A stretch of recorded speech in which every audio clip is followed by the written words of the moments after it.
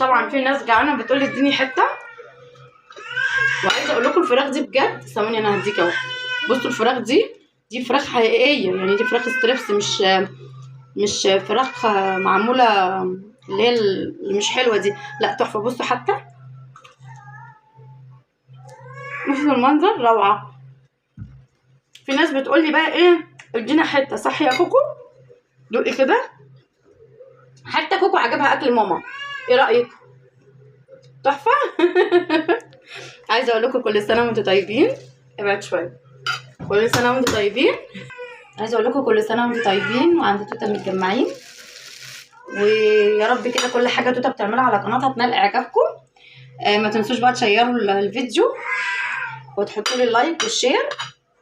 حبايبي منورين قناه يوميات توته ام العيال. هستناكم ان شاء الله في فيديو جديد. باي باي. اهلا محمد.